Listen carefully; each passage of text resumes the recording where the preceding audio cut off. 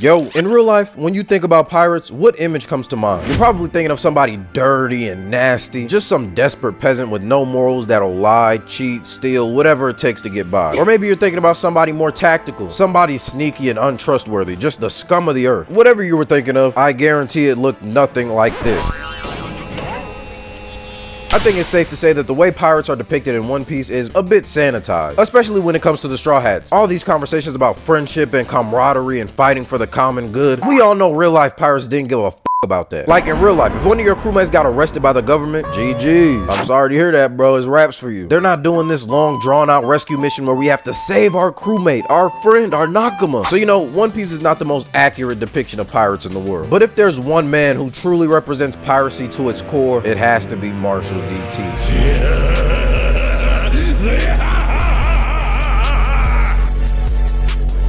I mean, he's one of the few One Piece characters that's named after a real-life pirate, and probably the most famous pirate of all time, aside from like Jack Sparrow or Swallow. One thing that's always stood out about Blackbeard compared to other One Piece characters is that, like real-life pirates, he has no morals, no integrity, no loyalty. Throughout the story, we've seen example after example of how Blackbeard will use anyone and anything to get what he wants. It's crazy how we really only get Blackbeard in small bursts, a small tidbit of what Blackbeard's doing over here or what he's doing over there. But every time we see him, it's just this small hint of disgust, because in every one of these instances he keeps showing us why he is the grimiest pirate in the whole grand line. When Blackbeard's around, nobody is safe. I mean, when we first met Blackbeard, I thought he was cool. Luffy, Zoro, and Nami are in a bad mood, and here comes this fat dude telling him it's gonna be okay and keep chasing your dream. You know, these people just wouldn't understand it. Ain't nobody trying to hear that bullshit. He giving him this speech about dreams. I'm thinking that this finna be a mentor character. Imagine my surprise when the second he finds out Luffy's bounty, he's like, oh yeah, we gotta kill him.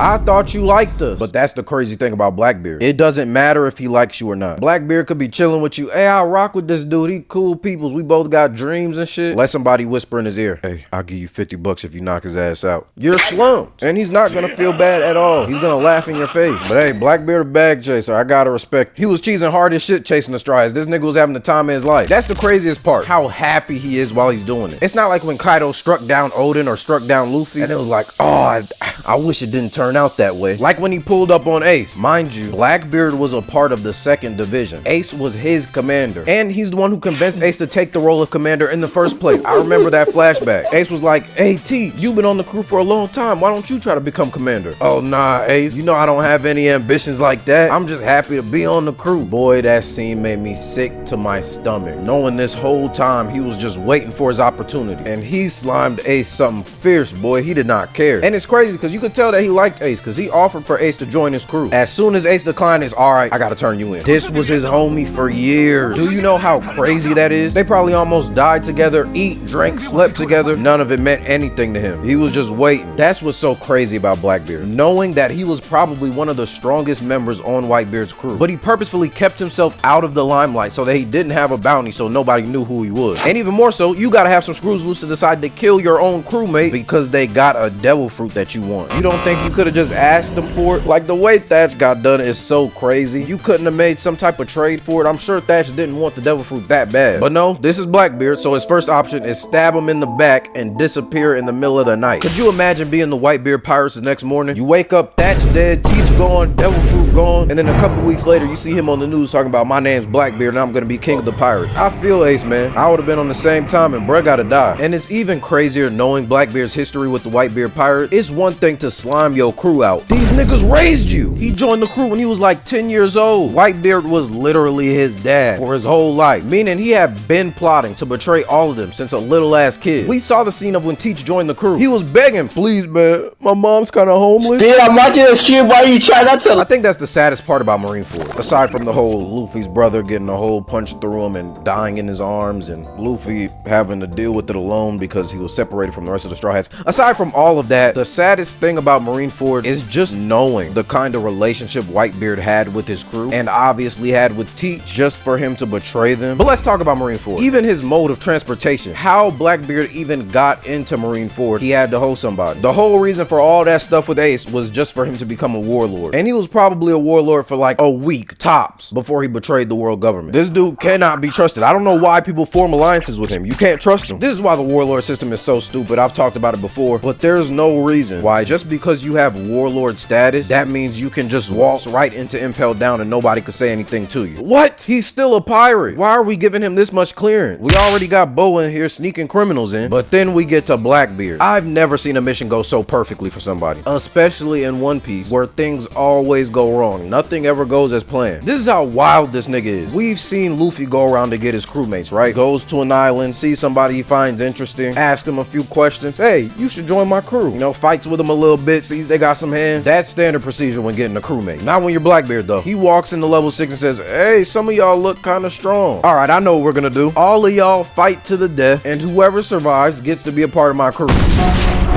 Imagine being one of the Impel Down prisoners and you're down there for like embezzlement, fraud. Then you turn to your left and it's Vasco shot staring you down. Man, I would have been heated. I'm on my last year of my sentence and now I'm getting flaming alcohol spit on me. Just from that little incident that Blackbeard incited, who knows how many prisoners died that day. And of course, being Blackbeard, he had to get the most evil crewmates possible. Not everybody in level 6 was that evil. Like Jinbei was down there, Crocodile was down there. He not that evil. He evil, he not that evil though. Like if we're evil scaling, Blackbeard's like over here, Crocodile's probably around here, you know. But everybody that gravitates towards Blackbeard, despicable. Like Katarina Devon. I've always loved Katarina Devon's lore. I think it's just such a cool backstory for a villain. She goes around finding pretty girls and beheads them. Like that's pretty cool for a villain, but that's fucked up. She on some Sukuna shit. This is really when Blackbeard became one of my favorite characters in all of One Piece. Cause he pulls up and it's pure chaos. I'm not on none of y'all niggas' side. And of course, the first person he goes after is the person that he's supposed to look at as a father figure. Pops. He still calls him Pops. And it's crazy because you would think that all these years together, Blackbeard would at least feel a little bad. No, he's talking hot shit while he's doing it the whole time. Hey, Pops, you remember this fruit? You remember how I got this fruit? Yeah, man, poor that. She was just in the wrong place, wrong time. How mentally tapped do you have to be to even have this conversation? He has no shame. Mind you, Ace just died. Everybody's sitting around crying,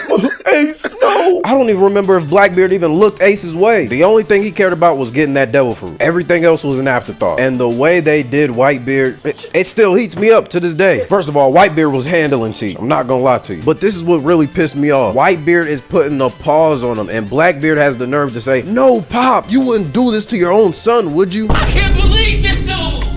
I can't believe this dude! I swear to God, my jaw dropped. There's no way this nigga trying to pull the family card when you're the one who single-handedly destroyed our entire crew. Damn, that's kind of crazy. I never thought about it that way. Blackbeard was really like a parasite. From start to finish, all the bad things that led to the collapse of the Whitebeard pirates were all Blackbeard's fault. And then it would be one thing if Blackbeard did all this and then he beat Whitebeard fair and square. He couldn't even give him that courtesy. As soon as shit started to look bad, he turned around, looked at his crew and said, all right, y'all, kill him. They pulled out the switches on him, got to switching them down.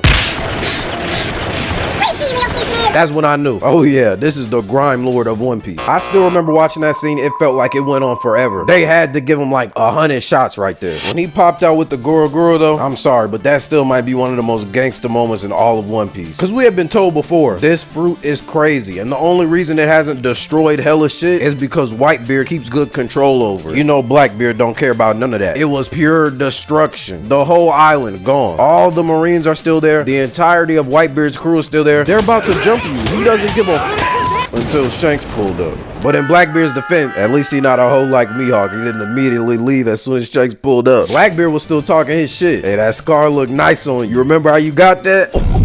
I'm telling you, bro, Blackbeard gotta be the best shit talker in all of One Piece. He just know how to get under people's skin. Even when him and Luffy met again in Impel Down, Blackbeard was talking shit to him then. Oh shit, you here looking for your brother, huh? Yeah, I did him dirty. You know what's crazy is I was gonna do that to you, but since you weren't around and Ace was, I just got Ace instead. Why did you say that? Like that probably made Luffy feel so bad, and he knows that. He does it on purpose. I don't know what sick twisted joy he gets out of this, but he does it every single time. And every single time is like, shit, who gonna check me? Probably Whitebeard. Whitebeard checked him low key. But Blackbeard always gets the last laugh. Above all else, Blackbeard is an opportunist. He could pop up anywhere. He's like a little rat, squeezing into any crack in the wall just to get a little bit of food. And it be stuff that's like, what are you even gonna do with that, Blackbeard? We have no idea, but clearly he has plans. Like Dressrosa. You sent one of your top officers down there all the way to Dressrosa to get a fruit that none of you were gonna use. I have to believe he only did it to antagonize Luffy, because that's the only thing it accomplished. It just pissed Luffy inside Sabo off. And then he does it again with Boa. The flame